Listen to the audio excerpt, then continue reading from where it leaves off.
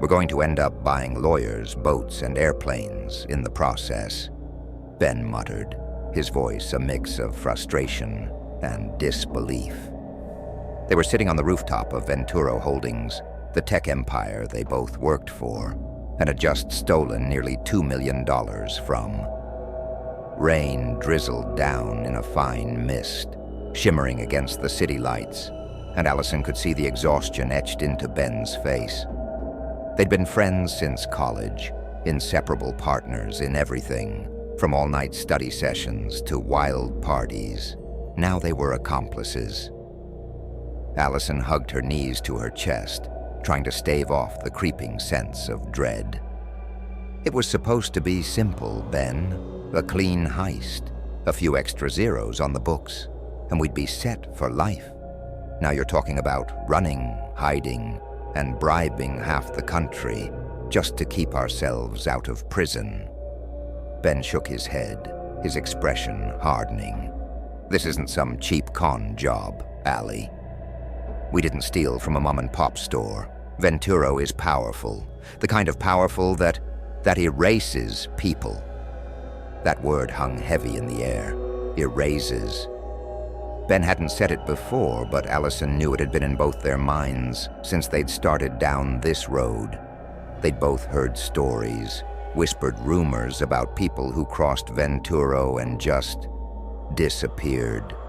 Their friend Sam Wilson had been one of them, though it had taken years for Allison to admit that to herself. Sam had worked in Venturo's finance department, just like her, until he vanished one night, leaving behind a single cryptic email to Ben and Allison. "Stay out of the shadows." "Ben," Allison whispered, her voice shaking, "I don't want to disappear." He looked at her, his face softening. "That's why we have to get out, Allie. Tonight. I have contacts, guys who can get us new IDs, stash the money offshore. But it's going to take all we've got, and more. We'll need to buy lawyers, pay off cops, maybe even disappear over the border." Allison shook her head, panic rising in her chest. "But that means using up the money, all the money we stole. We'll be back to square one." "Square one and alive," Ben said. But she could see the doubt in his eyes, too. They hadn't done this for nothing. $2 million, nearly a year's work of careful siphoning, and now they might lose it all just to survive. Then, as if summoned by their desperation, Allison's phone buzzed. She glanced down and froze. It was a notification from an unknown number, a message with just 2 words: "Turn around." She looked up at Ben, her heart pounding. Did you get that too?" Ben nodded slowly, his face pale, his own phone trembling in his hand. They turned together, and there, standing by the rooftop door, was a figure in a dark suit, a man they'd never seen before but who looked utterly out of place, too polished, too calm for someone on a rooftop at midnight. He smiled a small, unsettling smile and walked toward them. "Good evening," he said smoothly. "Quite a view, isn't it?" Ben stepped forward, shielding Allison slightly. "Who the hell are you?" The man ignored him, looking directly at Allison with unsettlingly intense eyes. "I believe you two have something that belongs to us." "We don't know what you're talking about," Allison said, but her voice cracked, betraying her. "Oh, I think you do," the man replied, tilting his head, as if amused by her lie. "Venturo Holdings takes theft very seriously, Ms. Grace. Mr. Foster, I'd like to make you an offer." He extended his hand, holding out a slim, black flash drive. "What is that?" Allison asked, her voice barely more than a whisper. "A gift. Think of it as a chance to make amends." The man's smile widened, but it didn't reach his eyes. "Inside this drive is information that could make you very wealthy. Wealthy beyond what you've stolen. Wealthy beyond what you could ever spend in a lifetime." Allison felt her pulse quicken. $2 million was already life-changing, but this, what could be on that drive that was worth even more? The man seemed to read her thoughts, The contents of this drive are sensitive.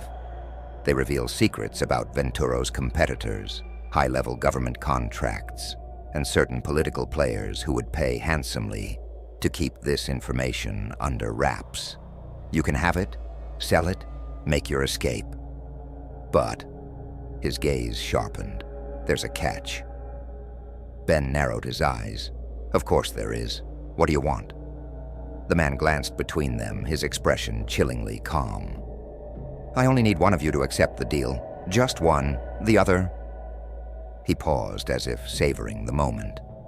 The other stays here. Allison's heart stopped. What?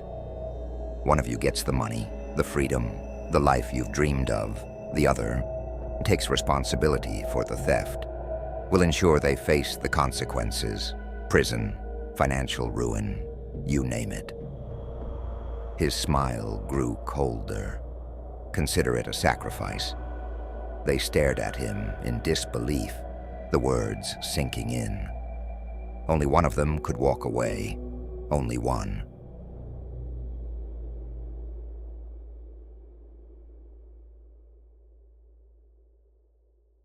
Ben clenched his fists, his jaw tight. You're saying one of us has to turn on the other? The man shrugged. You two wanted to play a high-stakes game. Now you've got to decide if the money and your freedom is worth the price. He extended the flash drive, holding it out in front of them. So who wants it? Allison's mind reeled. She looked at Ben, her best friend, her partner in everything. They'd done this together. They'd trusted each other with their lives. But now if she took that drive, he'd be the one left to suffer. To disappear, just like Sam. Ben's eyes met hers, a flicker of something unreadable passing over his face. For a moment they just stood there, both of them realizing what this choice meant. The money, the escape, the life they'd risked everything for. It was right there, but only for one of them. Allison's heart pounded as she thought of the $2 million sitting in that offshore account. It was supposed to be for both of them. The reward for all their sleepless nights, their risks. But if she took the deal, if she left him behind. Her mind flashed to their college days, to the nights they'd spent talking about the future, their plans, their dreams. But dreams weren't real. Not anymore. Now it was about survival, and Venturo was giving her a chance to survive. Allie, Ben's voice was hoarse. She could see the hurt in his eyes, the betrayal starting to take shape, as if he already knew what she was thinking. She reached for the drive, but Ben grabbed her hand, stopping her. If you take this, I'm done. I'm gone. You know that, right? Allison felt tears prick at her eyes. Ben, I don't want to lose you, but what choice do we have? His grip tightened, his voice breaking. There's always a choice. They stood there, locked in that terrible moment, neither willing to let go. The man in the suit watched, a thin smile on his lips, as if he were savoring their torment. Time's running out, he murmured, his voice soft and sinister. One of you must decide, or I'll decide for you. Allison took a shuddering breath, looking at the drive, then at Ben, her best friend, her partner in crime, and until now, her other half. And then, in a single impulsive move, Ben wrenched the drive from her hand and shoved her back, hard, knocking her off balance. I'm sorry, Allie. I can't do this. He looked at the man, his face resolute, though his eyes were filled with pain. I'll take the deal. Let her go. The man nodded approvingly. A noble choice. But as the man turned to escort Ben back inside, Allison felt a cold wave of realization wash over her. This was a setup, a game they'd never been meant to win. Ben would disappear. She would disappear. And Ventura would take the money, the information, everything. She'd been left with nothing, just like Sam. As the door closed and she heard the man's voice echo in the stairwell, "Goodbye, Miss Grace. Consider yourself erased." And as she stood alone on the rooftop, Allison finally understood. She'd lost her freedom, her friend, and she'd never leave this place alive.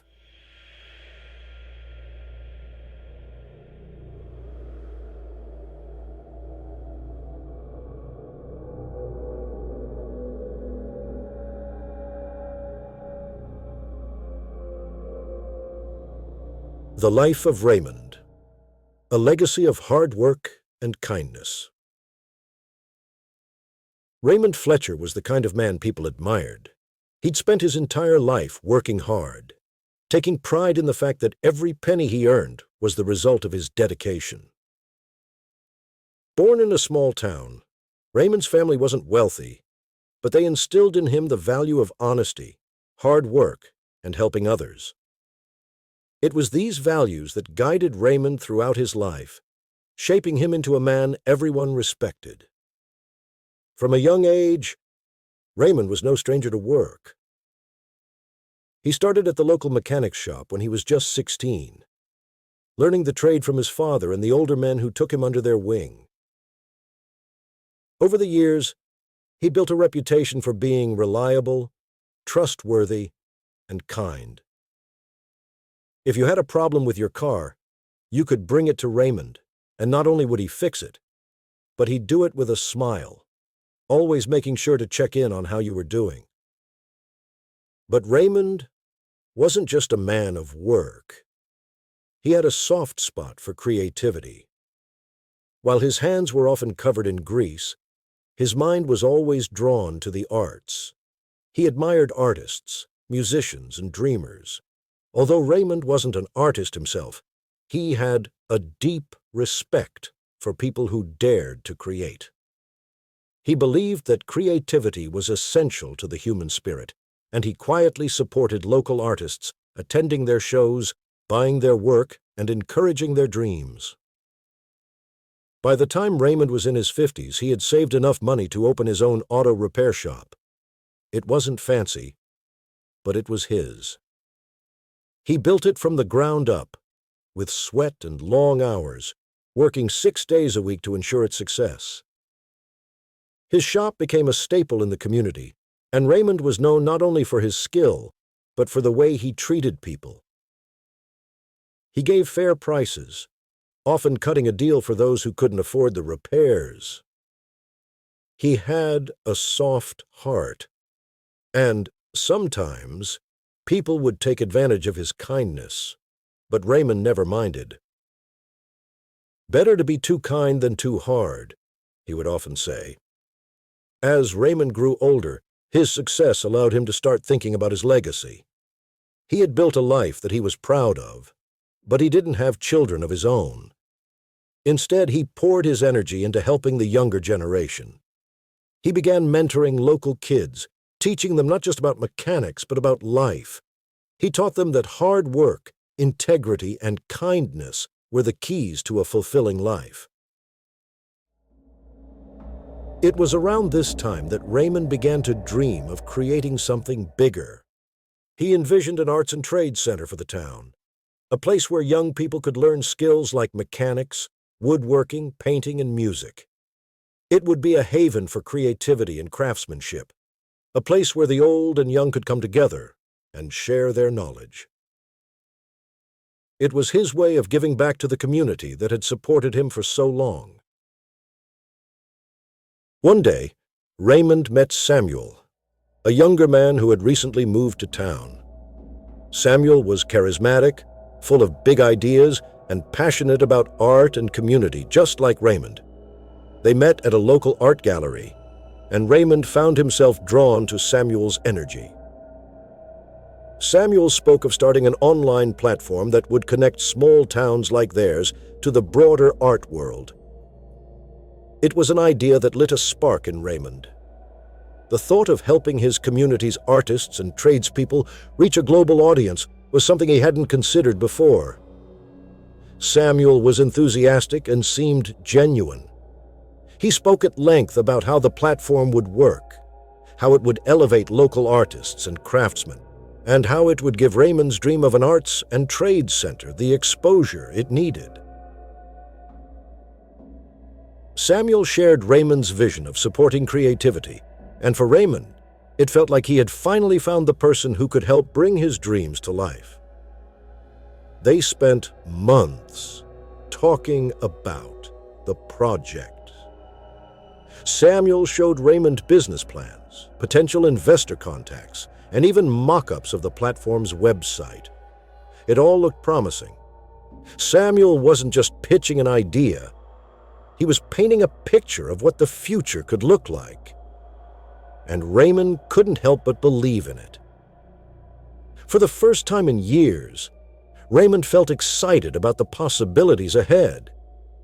He had been cautious with his money his entire life. But this felt different. It wasn't just an investment. It was a chance to leave behind something truly meaningful. So, despite his usual careful nature, Raymond decided to invest a significant portion of his savings into Samuel's project. At first, everything seemed to be progressing smoothly.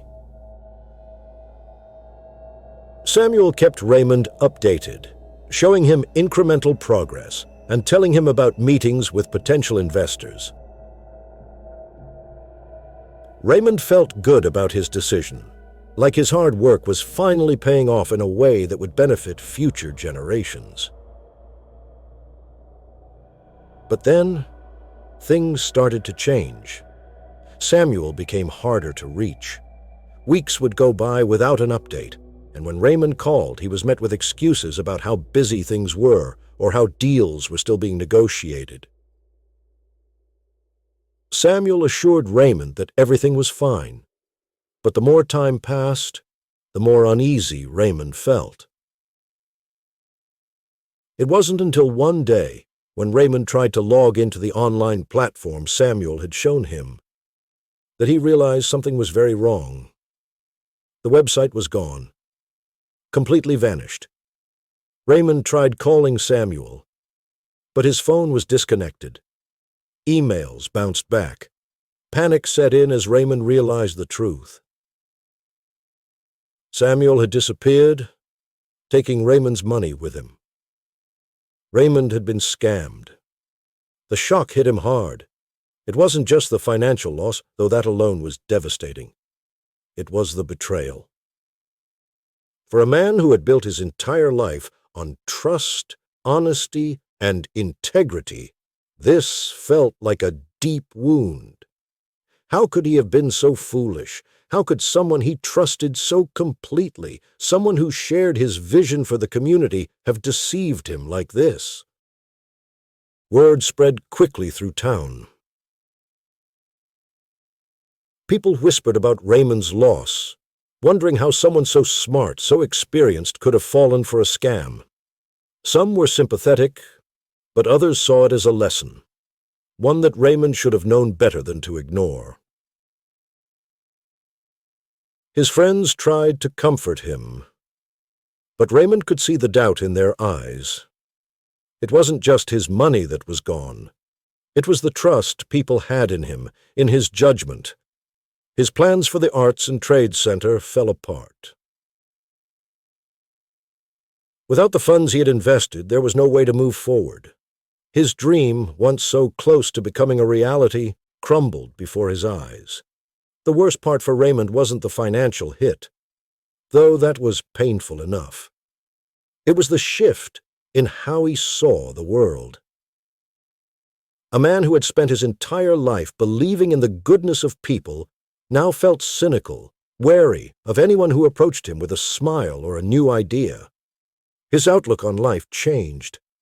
Where he once saw potential and hope, he now saw risk and the possibility of betrayal. His future plans were shattered, and with them, the light in Raymond's heart dimmed. He became more withdrawn, less involved in the community he had once loved so much. The betrayal had taken more than just his money. It had taken his belief in the goodness of people. Months passed, and Raymond found himself at a crossroads. He could either let this experience define the rest of his life, or he could try to rebuild. It wasn't easy. The financial loss was significant, but it was the emotional toll that weighed most heavily on him.